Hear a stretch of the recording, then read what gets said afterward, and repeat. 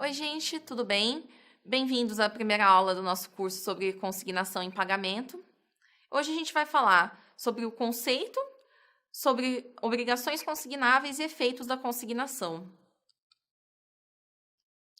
Primeiro, o que seria a consignação em pagamento e por que o nosso código prevê um procedimento especial para esse tipo de direito material, para esse tipo de situação? Primeiro, a consignação em pagamento ela acontece naquelas situações em que existe um devedor, ele sabe que deve, assume que deve, quer cumprir com a obrigação, só que por algum motivo ele não está conseguindo adimplir, ele não está conseguindo pagar. Isso pode acontecer por vários motivos que a gente vai ver.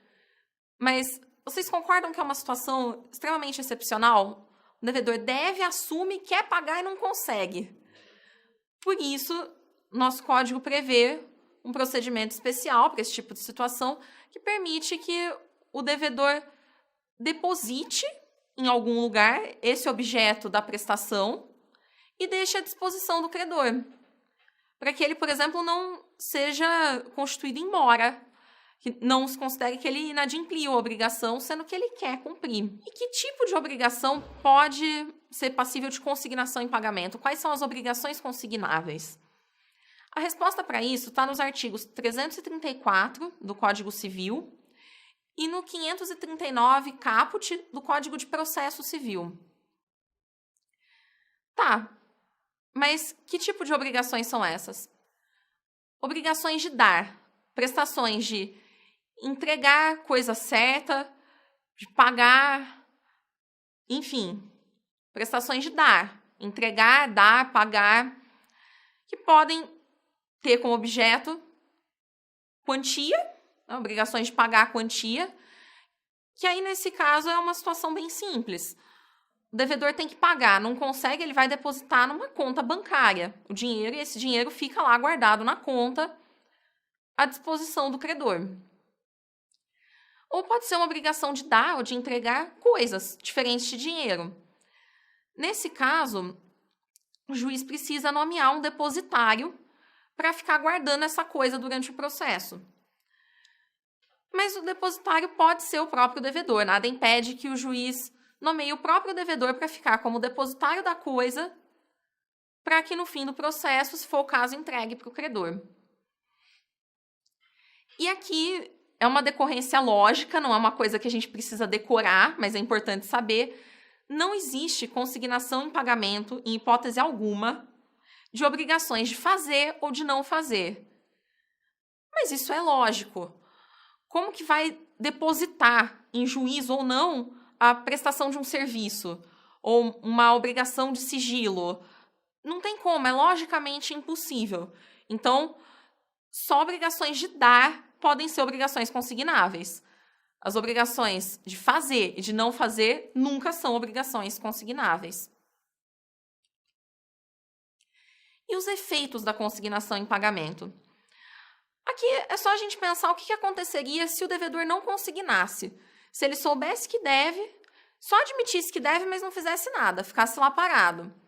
Se fosse pagar a quantia, ele ia ser constituído em mora e ia ter que pagar juros de mora, por ter atrasado para pagar.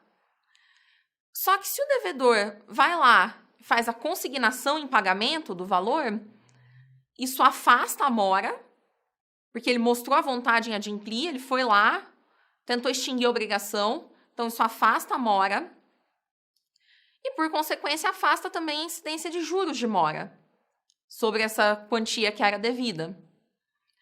Agora, se a obrigação é de entregar coisa diferente de dinheiro, a situação seria um pouco diferente. O devedor também seria constituído em mora se ele não pagasse, se ele não entregasse.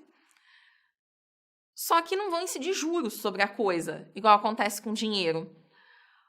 Uma das consequências, para quem já estudou direito das obrigações, no direito civil vai lembrar, é que o devedor em mora, ele arca pelos riscos do perecimento da coisa, pelos riscos do perecimento, ainda que por caso fortuito, força maior, do objeto da prestação. Se o devedor deveria entregar um cavalo, não entregou o cavalo está lá no pasto, cai um raio, o cavalo morre, ainda assim ele seria responsável pelo perecimento, pela morte desse cavalo, se ele tivesse em mora. Só que se ele consignou em pagamento, isso afasta a mora. Se afasta a mora, afasta a consequência da mora, que seria o risco pelo perecimento.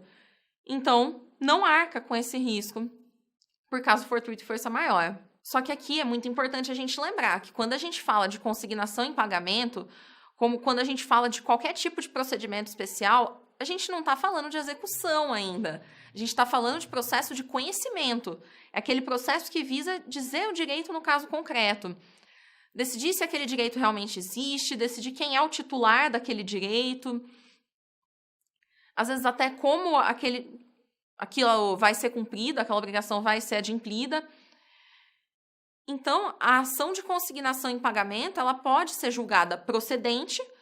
O devedor foi lá, depositou, o juiz entendeu que realmente não era isso que você devia, tá tudo certo. Pode ser julgada parcialmente procedente. Não, tudo bem, você devia isso, mas devia até mais do que você depositou. Então, deposite o resto. E pode ser julgada até improcedente.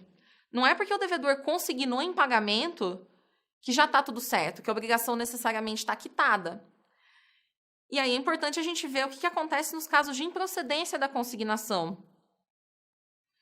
Se o devedor devia mais do que o que ele pagou, obviamente ele tem que pagar o restante e os juros de mora sobre esse restante, que ele sequer consignou, ele estava atrasado para pagar, estava devendo e não pagou. Então, se for obrigação de pagar a quantia, ele paga o restante dessa quantia, mais juros de mora sobre esse restante. E ele pode ter que pagar eventuais perdas e danos pelo atraso no cumprimento ou pelo descumprimento da obrigação. Então é isso, gente. Muito obrigada. Bons estudos e até a próxima aula.